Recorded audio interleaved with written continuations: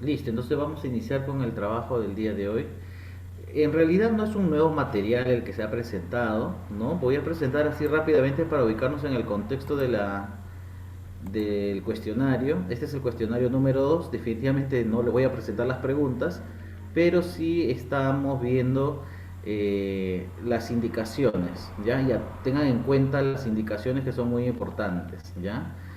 Vamos a leer cada pregunta o interrogante, ¿no? Para este segundo ciclo, para el curso de planificación por competencias y evaluación de los aprendizajes. En la otra malla curricular este curso se llamaba currículo, ¿ya? Acá se le llama en un término más comprometido con el enfoque por competencias, se sitúa dentro de esta denominación, ¿ya? Vamos a leer atentamente cada pregunta e interrogante y marca la respuesta correcta según los aprendizajes alcanzados hasta el momento en el módulo de nuestra plataforma virtual, ¿no? En el caso de ustedes es el ciclo, ¿no? Material de estudio, el material de ustedes ya lo tienen, también lo trabajamos la semana pasada, es material que habla sobre, o que tiene como título, paradigma cognitivo del aprendizaje. De la página 20 de la página 2 disculpe, a la página 20, ¿ya? Van a tener 40 minutos, el tiempo es de tiempo y dos intentos para completar el presente cuestionario, ¿ya?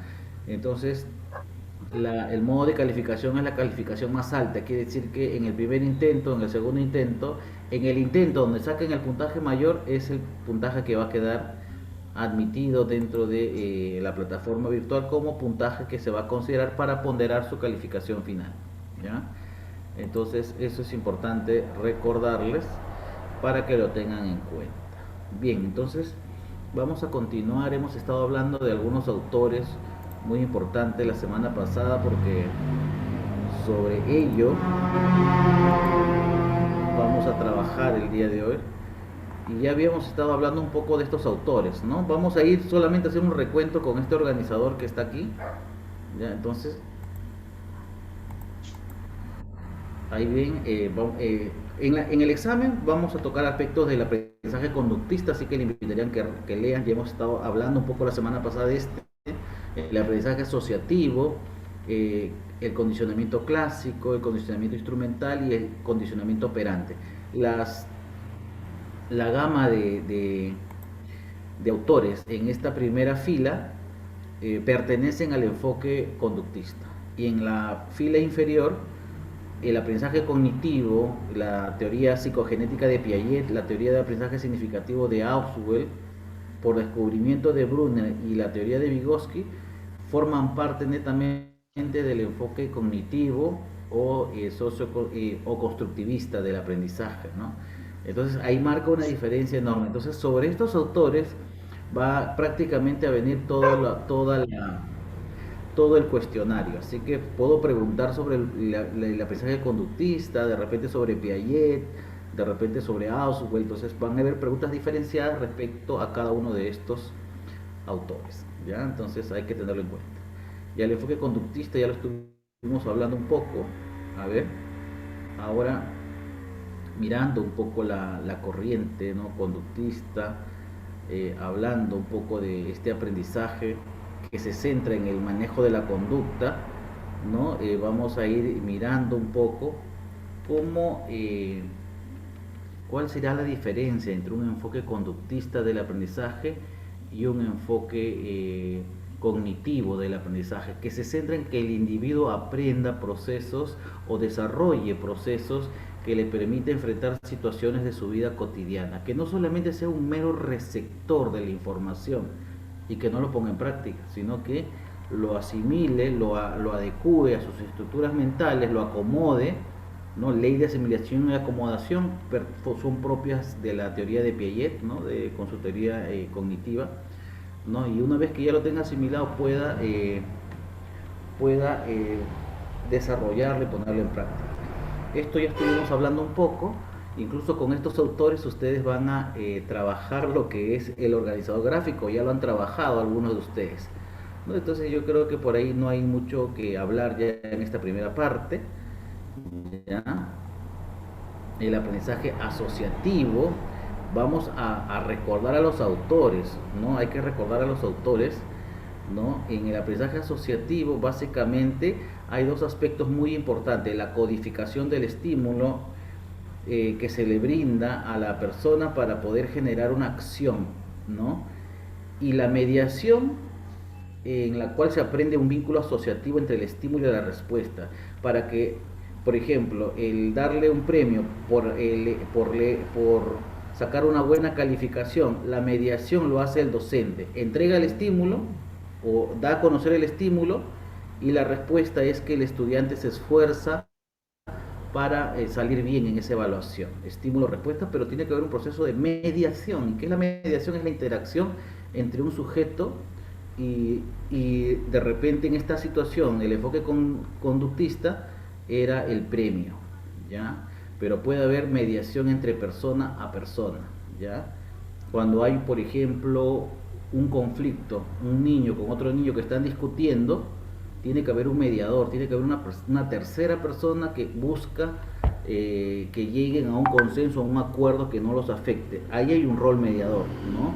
Pero en este caso no es de persona a persona, sino entre el estímulo, que puede ser un premio, y el estudiante. Y la mediación lo hace el docente, ¿no? A ver, vamos a trabajar, vamos a desarrollar, vamos a desarrollar este examen, pero a cambio van a recibir un premio. A ver, un ratito que me están llamando de secretaría, un ratito por favor.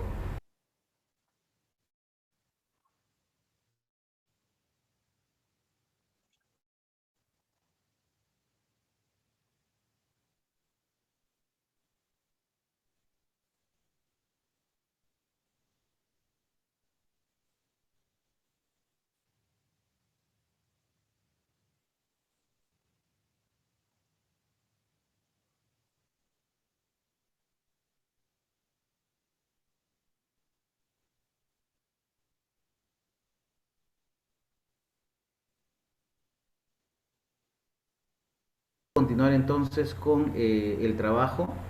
Bien, entonces el aprendizaje asociativo, ahí tienen tres términos, acuérdense: codificación del estímulo, qué estímulo se entrega al estudiante, y la mediación es la acción interactuar entre el sujeto y el objeto, ¿no? Muy perteneciente al enfoque conductista, ¿no?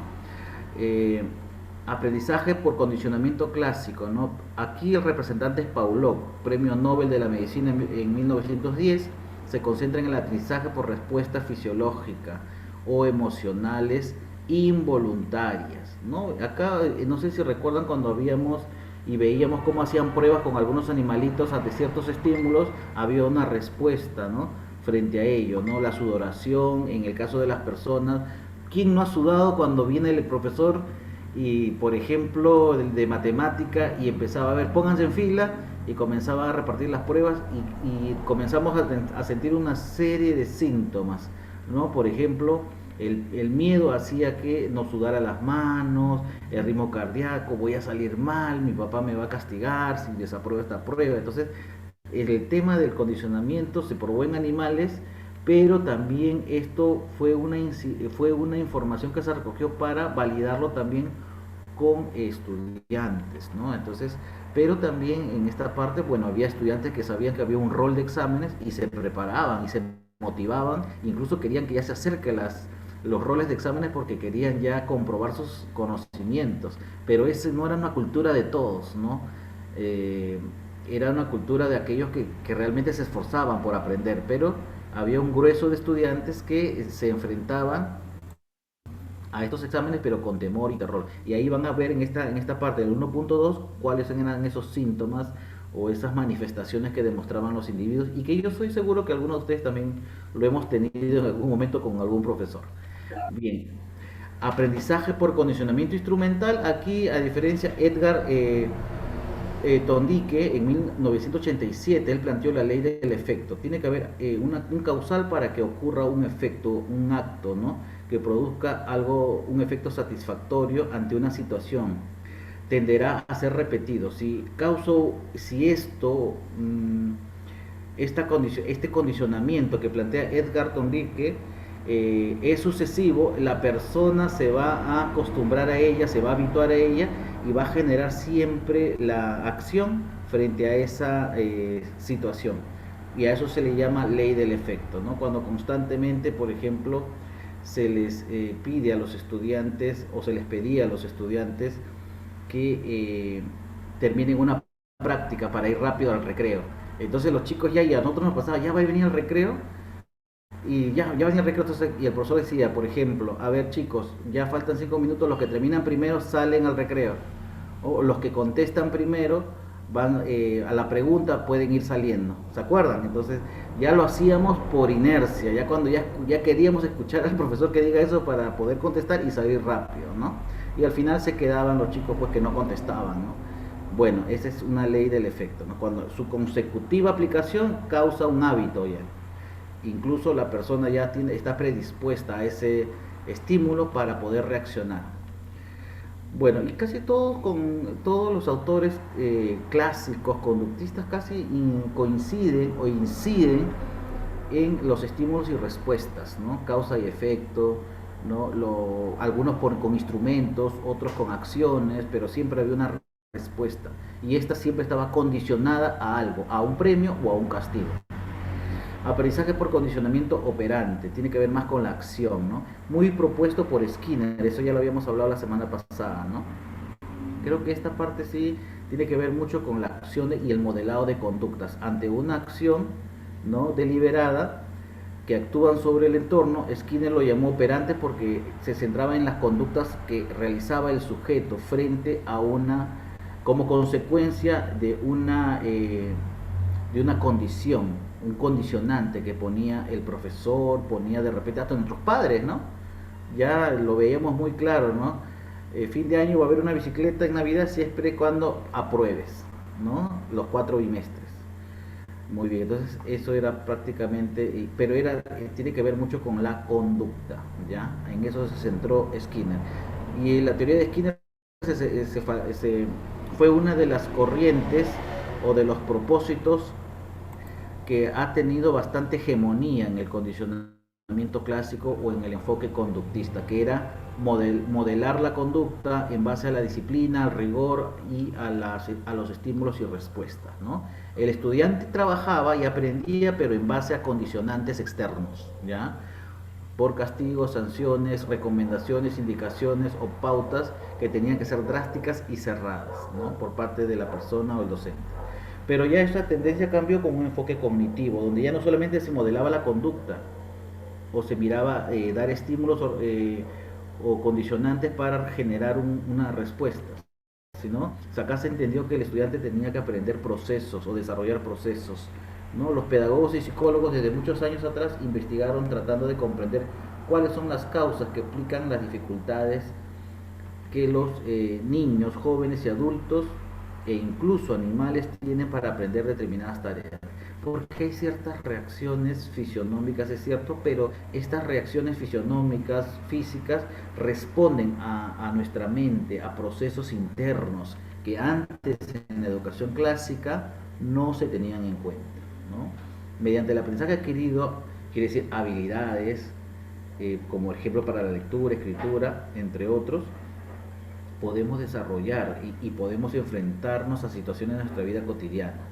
Esto ya lo habíamos leído la semana pasada, ¿no? ¿Qué procesos internos se producen en nuestro cerebro cuando aprendemos algo nuevo, ¿no? Entendiendo, por ejemplo, que la cognición es el acto y la capacidad de conocer, de ir aprendiendo, reaprendiendo y conociendo, ¿no? Nueva información incorporándolo a nuestras estructuras, ¿no?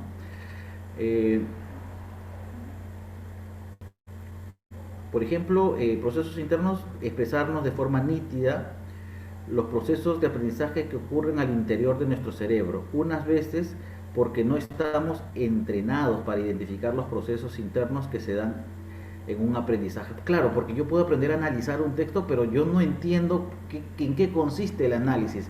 Pero eso se evidencia cuando la persona encuentra el mensaje sobre información que está en el texto o que no está en el texto, y puede comprender rápidamente el mensaje del texto, mientras que otros demandan más tiempo. Entonces ahí yo puedo evaluar que este niño o este joven tiene la capacidad de análisis más elevado que otros, un nivel de logro más óptimo.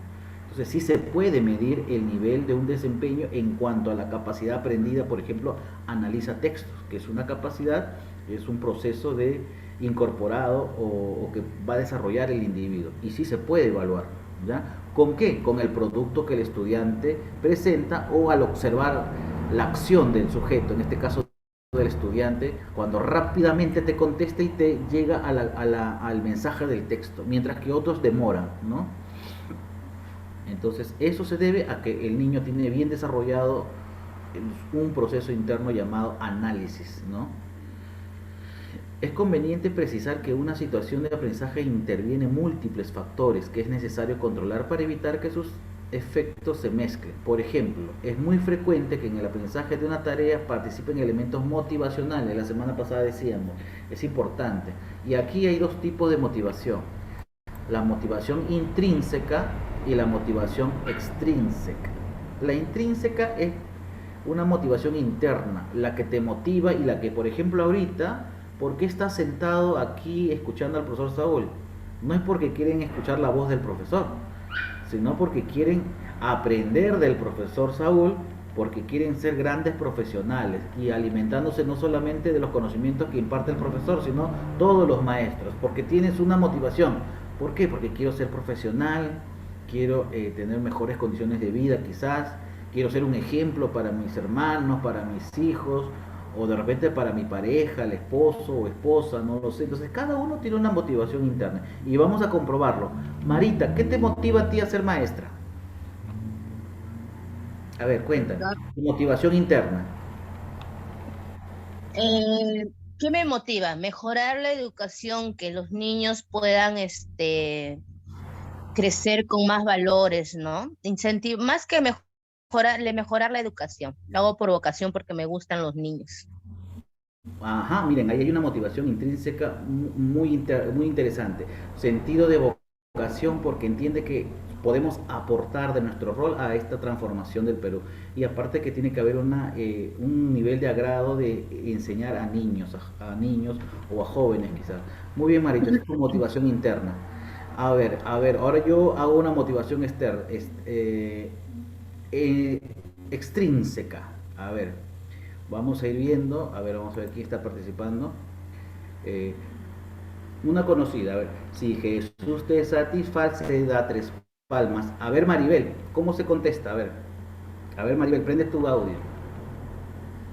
Da tres palmas, otra vez, a ver, Maribel, y continúa a ver si te acuerdas, ¿sabes esta canción? Un poco mal con la garganta, está que me Ah, duele. muy bien. A ver, le ayuda a Evelyn. A ver, Evelyn, si Jesús te satisface, da tres palmas. A ver, Evelyn, da tres palmas, otra vez. Muy bien. Entonces, miren, esto que acabo de hacer, este ejemplo, es una motivación extrínseca. ¿Por qué? Porque se necesita un mediador, en este caso mi persona, para poder motivar a Maribel y a Evelyn que están jugando en este momento el rol de estudiantes, supongamos de primaria, ¿no? Para este momento. Entonces, lo que he querido explicar es que aquí en la motivación extrínseca tiene que haber un agente externo, en este caso un docente, ¿no? Que haga una dinámica,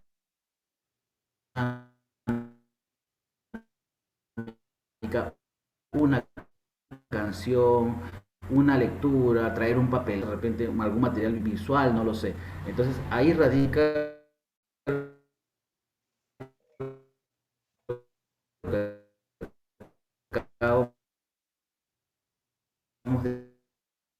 de ver, ¿no? Algunos procesos mentales centrales, ¿no?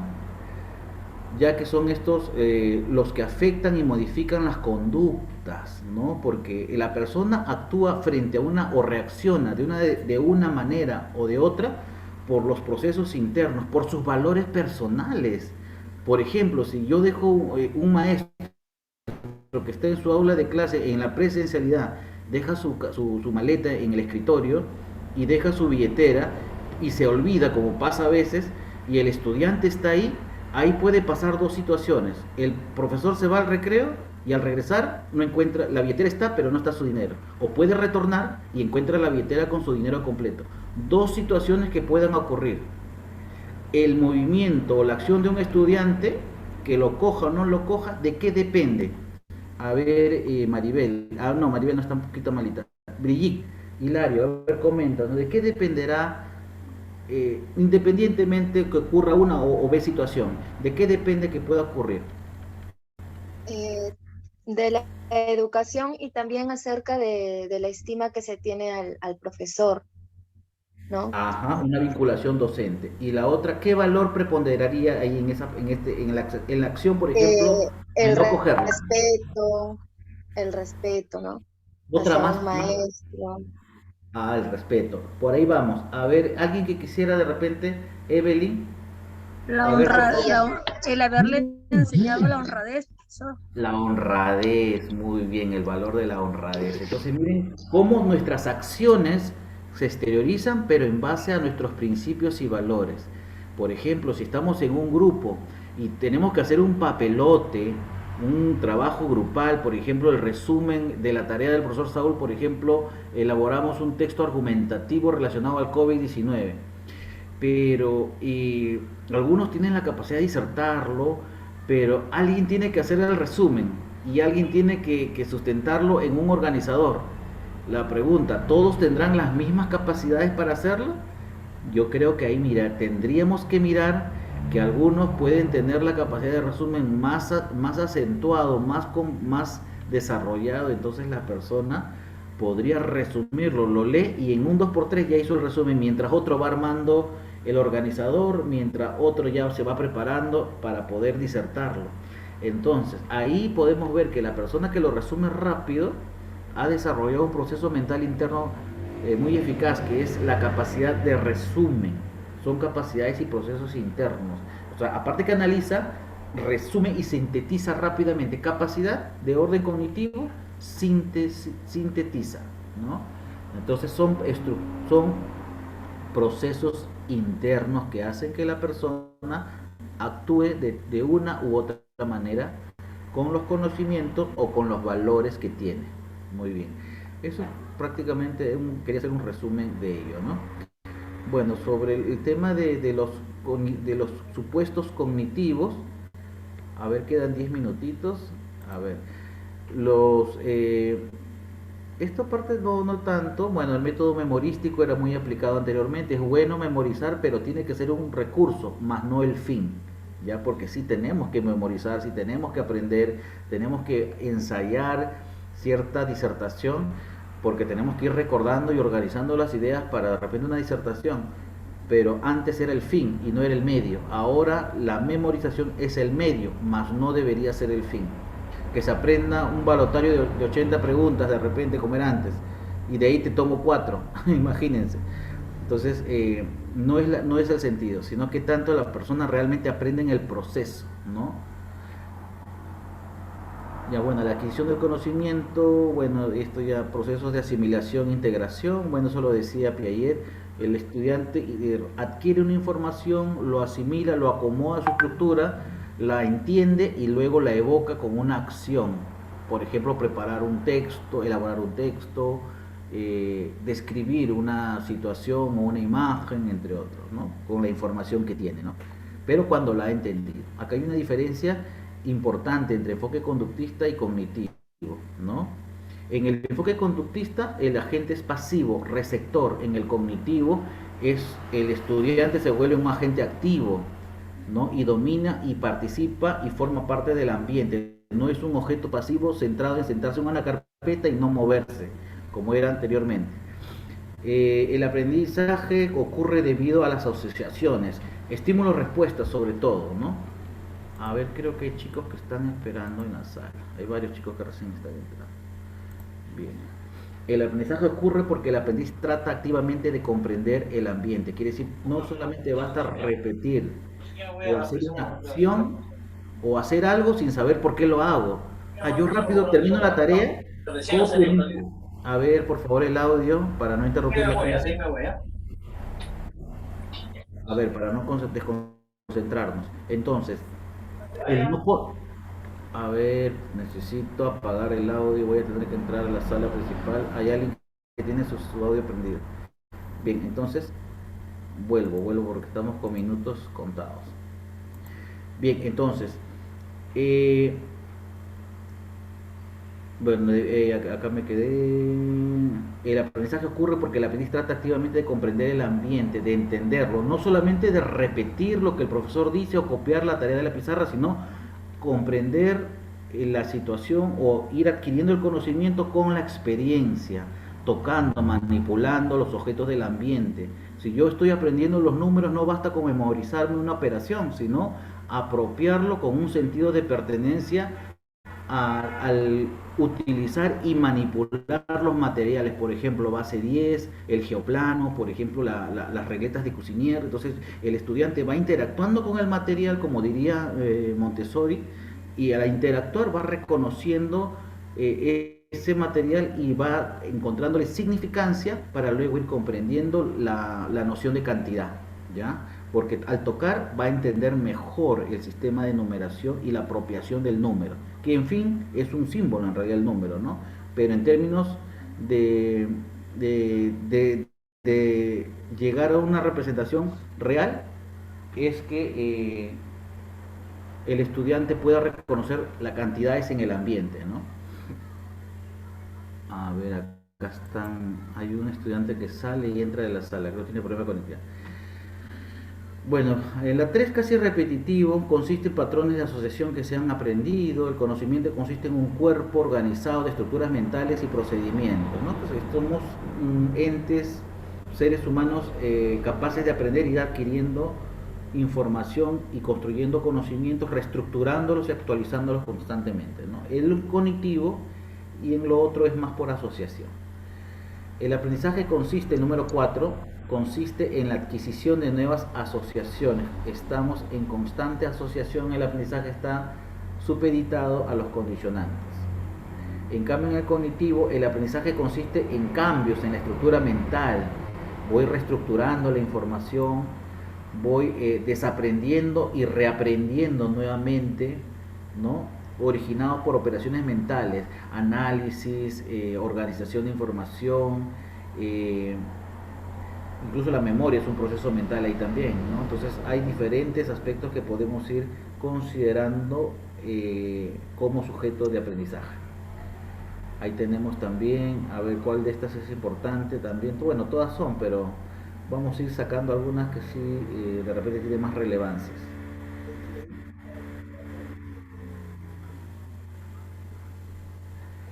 Acá está, la última, la 8, por ejemplo. La educación consiste en el arreglo de estímulos de manera que ocurran las asociaciones deseadas, ¿no? Entonces, si hay estímulos, hay una buena asociación entre lo que quiere aprender el estudiante y el aprendizaje que logra, ¿no?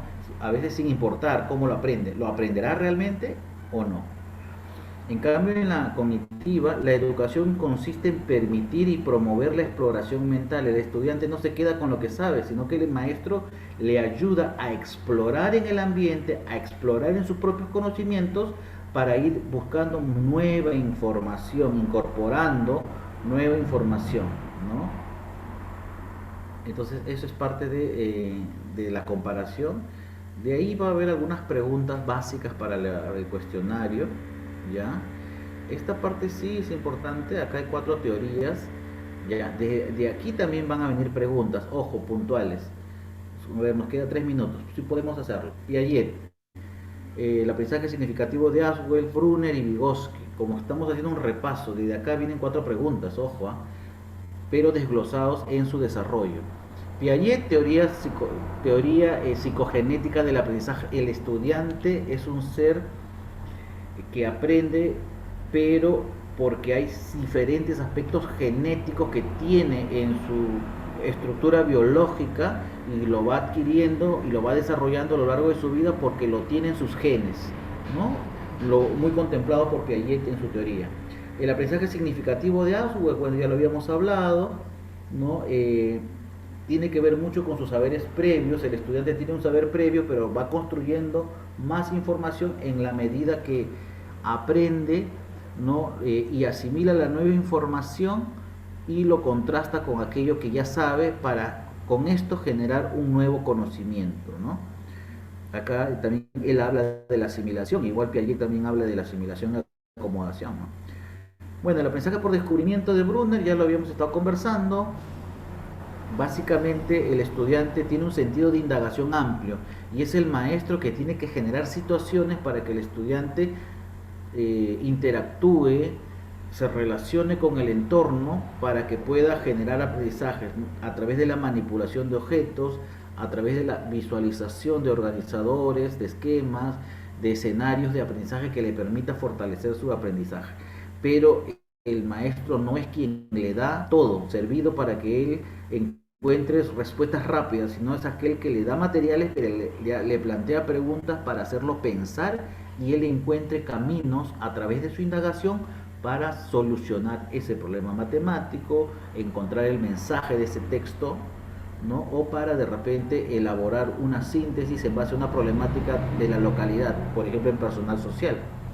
Entonces, el aprendizaje por descubrimiento se centra en que el docente plantea situaciones retadoras para que el estudiante indague, ¿no? Y encuentre caminos para dar solución a sus problemáticas. Y el aprendizaje sociocultural, ¿no? La ley de la doble formación es planteada, por ejemplo, por Vygotsky. Él habla mucho que el aprendizaje es social. El estudiante aprende, no es un ser individual propuesto como una isla, aislado de todo, sino es un ser netamente social. Aprendemos del trabajo en equipo, del trabajo participativo, en el trabajo de interacción, porque vamos recogiendo opiniones, escucho activamente, pero también voy aprendiendo información relacionado a esta parte del tema que no entendía, pero al escuchar a mi compañero o a mi compañera voy entendiendo mejor la información. En el trabajo de interacciones entre pares, quiere decir entre iguales, se puede construir mejor aprendizaje. Y eso lo plantea muy bien Vygotsky. Y Vygotsky, por cierto, plantea que el lenguaje no es aprendido, sino se desarrolla en el contexto, va evolucionando en la interacción con los demás. En cambio, Piaget, como les decía, Piaget sostiene que es innato, la persona tiene en sus genes, ¿no? Esta habilidad de desarrollar el lenguaje a diferencia de otros seres, ¿no?